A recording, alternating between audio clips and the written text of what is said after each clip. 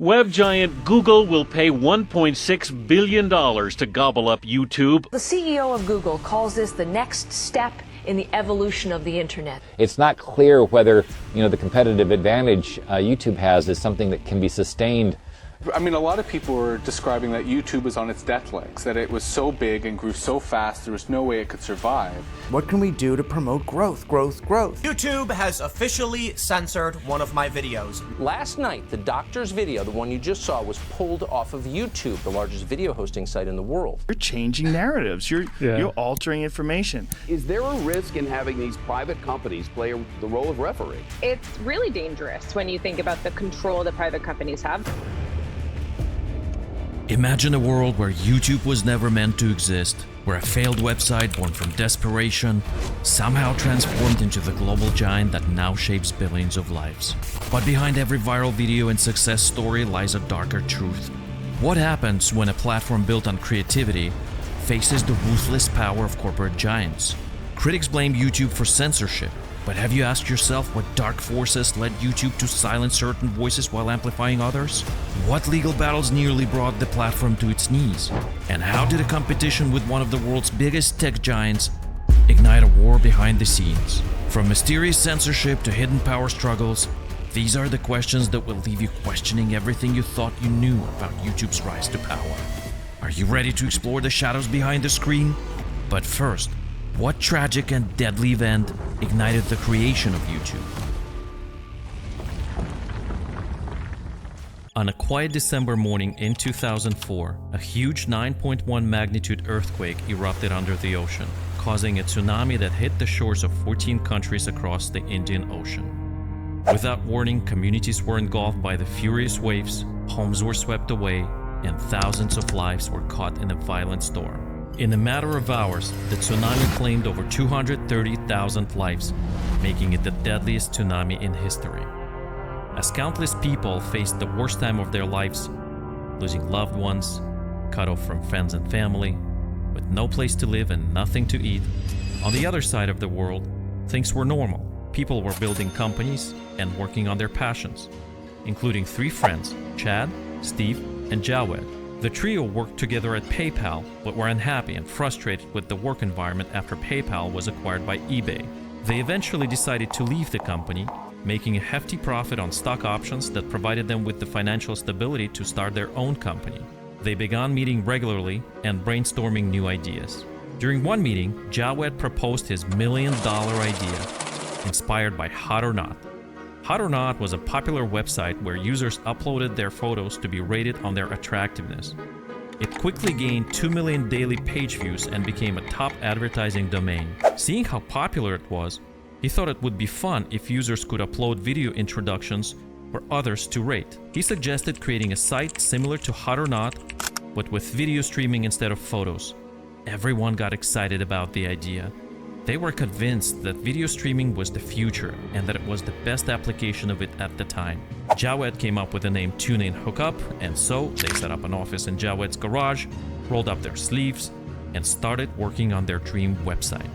Developing a video streaming platform at the time was a serious technical challenge, but Mama didn't raise no losers, and they got it done in a matter of months. They rolled it out, and the site became an instant success. Nope, just kidding. They were not destined to repeat the success of Hot or Not. No matter what they did, they could not attract users. They were so desperate for some actual dating videos that they turned to the website any desperate person would turn to, Craigslist. They offered $20 to women to upload videos of themselves to YouTube, but even that didn't work. Little did they know, there would come a time when women all over the world would post videos of themselves daily, and for free. But let's not get sidetracked. They were sad. It was time to start updating their resumes and look for regular jobs again. Perhaps even return to PayPal. In one late-night internet stroll, driven by curiosity, Steve searched for videos of the recent tsunami. He was surprised to discover that popular video sharing platforms at that time, like Friendster, MySpace, Vimeo, iFilm, and MetaCafe, didn't have a single footage of the disaster. They were all focused on different niches and were not used for sharing real-time videos. This revelation inspired Steve to propose opening their failing video dating platform to all videos. They had nothing to lose, so everyone agreed. And since the name TuneIn Hookup no longer made sense, Chad came up with a new name, YouTube. And so, YouTube was conceived. And finally, the very first video was uploaded to the platform. Now they had a would-be dating website turned YouTube, with a 19-second video of Jawed talking about elephants. Alright, so here we are, in front of the elephants. They were on top of the world. And just then, they were hit with a gut-wrenching discovery. Google had launched a similar website called Google Videos, a direct competitor. They had just failed to get women to upload videos to their site for $20. How could they possibly compete with Google? Their hearts pounded with paralyzing fear as they planned to outsmart Google.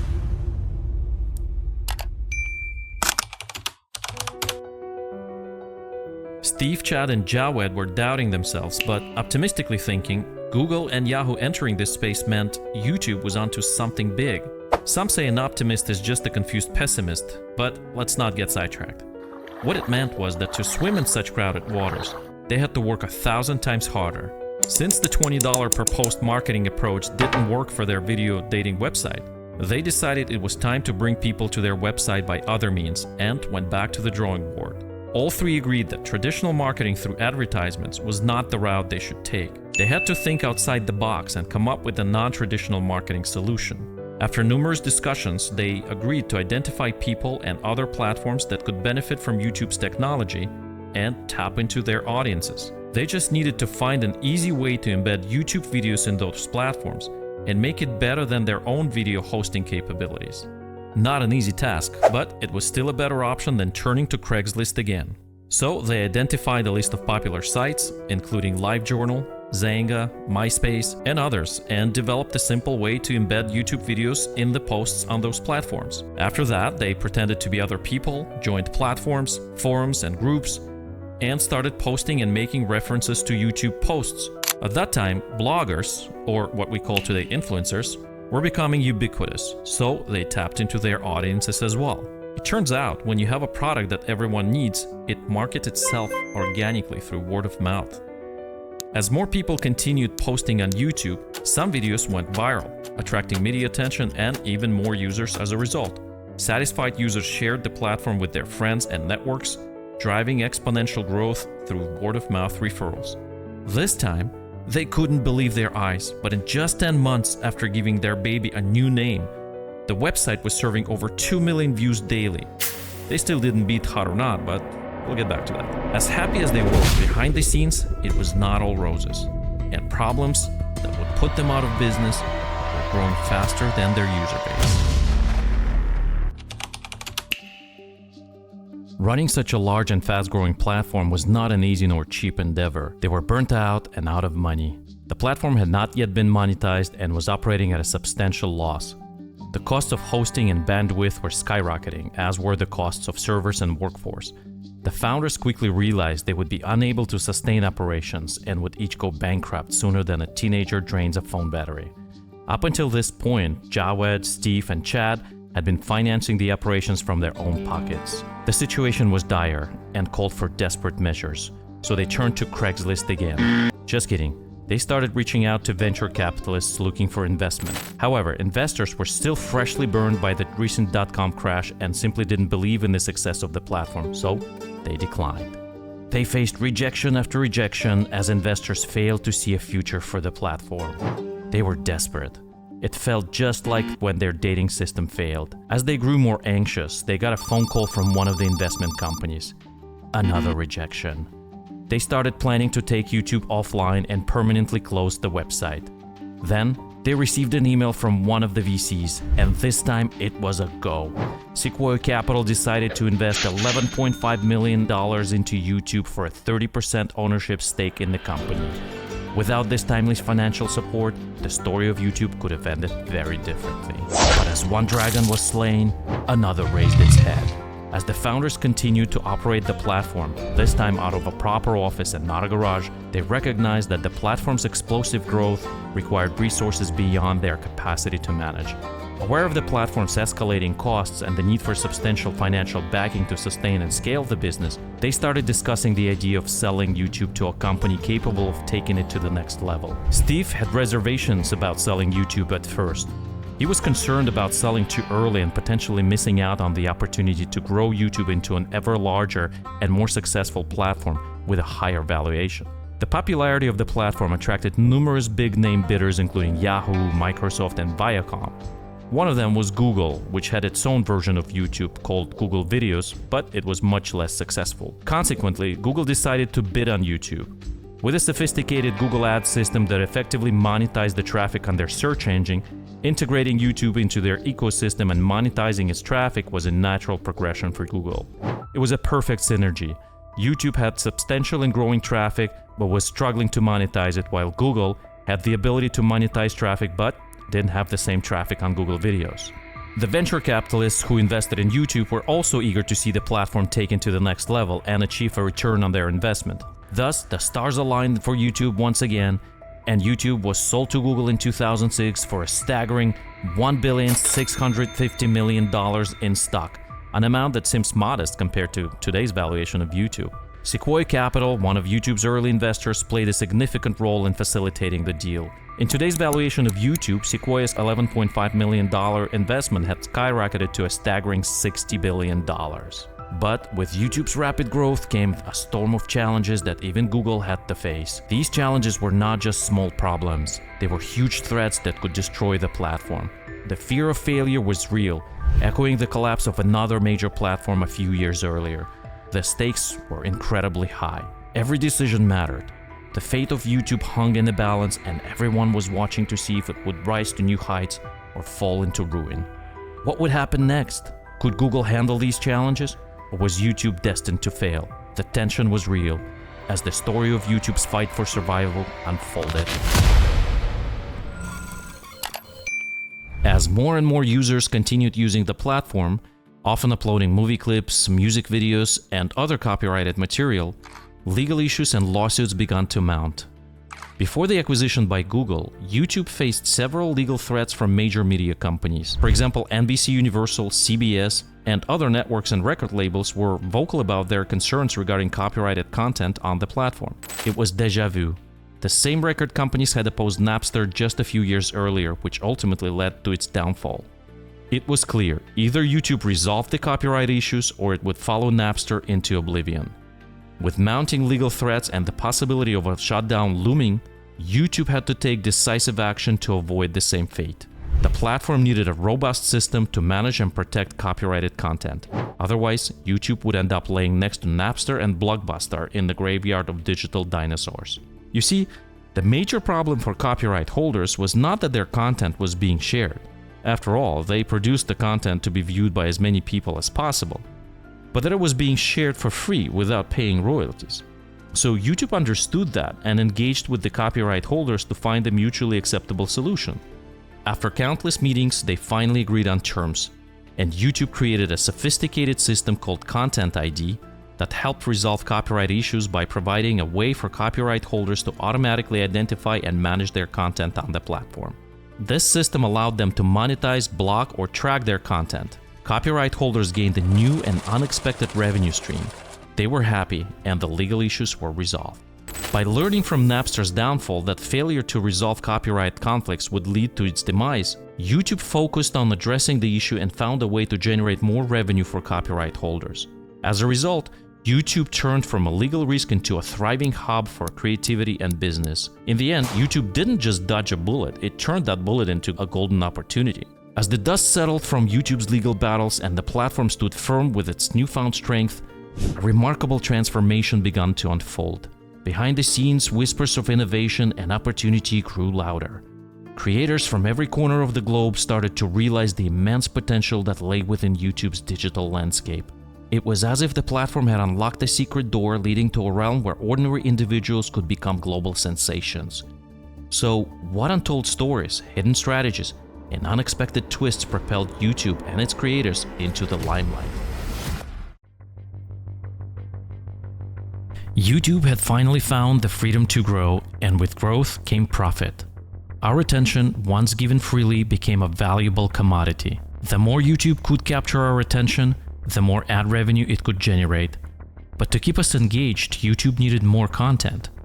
To achieve this, it introduced an ad revenue sharing model, a move that wasn't just about sharing earnings with content creators and copyright holders. It was a strategic plan to improve relationships and spark a wave of original content creation. The impact was immediate and powerful.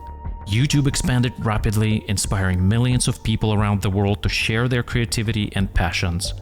Justin Bieber, who was discovered through his YouTube covers, became a global superstar. Comedian Russell Peters used YouTube to reach audiences worldwide, boosting his career to new heights. Mr. Beast, who started with simple video game content, evolved into a major force, creating elaborate challenges and philanthropy videos that garnered billions of views. These creators and many others used YouTube to build their brands, connect with global audiences, and turn their dreams into reality. As YouTube's profits soared, so did the expectations. Public companies are driven by the need to grow their stock prices and increase shareholder value. It allows them to provide better employee compensation through stock options, make more affordable acquisitions using stock as currency, finance future operations, and defend against takeovers. For YouTube, growth wasn't just important, it was essential. Like a student relying on espresso shots during finals, YouTube became addicted to growth, pushing itself harder and harder and making decisions that would have lasting effects. In pursuit of higher returns, YouTube introduced a new ranking system. This system was designed to maximize ad revenue by keeping viewers engaged for longer periods. It prioritized more engaging content from other channels over videos from channels you were already following. This marked a major shift. Viewers were no longer just watching the content they chose. They were being directed to what YouTube thought they should watch. The effects were immediate. Some content creators saw their viewership drop significantly, and many left the platform, unable to adapt to the new system. But those who stayed had to evolve. Videos became more polished, more engaging, and more professional. Creators learned to hold their audience's attention until the very end, leaving them wanting for more. YouTube has mastered the art of keeping us hooked. Its algorithm knows what we like and keeps serving us our favorite content again and again. And just like our favorite dish, we keep coming back for more, even when it starts to take time away from other parts of our lives. We're captivated, drawn deeper into YouTube's world where every click, every view, and every second of our attention fuels its continuous growth. But this could be considered just a minor change compared to what unfolded on one cold, dreary night in the fall of 2017, when the unthinkable happened. An entire genre of content vanished from YouTube without a trace, as if swallowed by the void itself. Content creators who had devoted years of crafting intricate tales of horror, mystery, and suspense awoke to find their life's work erased and their voices silenced. The digital world, once full of diverse stories, now showed signs of hidden censor, whose intentions were as mysterious as the stories it tried to silence. Whispered rumors among the remaining creators hinted at a sinister plot, a conspiracy rooted deep within the heart of the platform, aiming to control the narrative and manipulate the very essence of fear itself. As the community rallied, determined to unearth the truth, they stumbled upon a web of secrets more complex and dangerous than any story ever told on their channels. The question remained, who or what was behind the chilling act of digital censorship, and what did they stand to gain by silencing the voices in the dark? As more content was produced, the pressure to moderate it increased significantly. On one hand, the ability to access unfiltered information is a privilege not enjoyed by many around the world. On the other hand, there can be dangerous content, including radical propaganda, content targeting and indoctrinating children, and more. Pressure from governments, law enforcement agencies, and NGOs grew to moderate such content. Governments and law enforcement agencies imposed regulations and legal requirements, while NGOs advocated for stricter policies through public campaigns, reports, and resulting lawsuits. While YouTube, like other social media platforms, is not legally obligated to moderate content under US federal law, there are business and profit considerations that influence YouTube's decision to moderate content. As YouTube considered its content moderation policies, it faced a major shift in what would come to be known as the adpocalypse. It all began with a series of high-profile controversies. Prominent advertisers discovered their ads running alongside videos containing what they believed to be extremist content. hate speech, and other inappropriate material. The backlash was swift and severe. Major brands like Coca-Cola, AT&T, and Johnson & Johnson, alarmed by the potential damage to their reputations, began pulling their advertisements from the platform en masse. The impact was immediate and profound. YouTube, a platform that thrived on ad revenue, faced a crisis. To placate advertisers and restore their confidence, YouTube had to act quickly and was forced to begin a rigorous overhaul of its content moderation policies. Algorithms were refined and bolstered by an army of human reviewers tasked with identifying and demonetizing videos that violated the newly stringent guidelines. Content that was deemed unsuitable for advertisers, whether due to violent imagery, offensive language, or controversial topics, was swiftly demonetized. Channels that had once enjoyed steady ad revenue found themselves struggling, their incomes slashed without warning.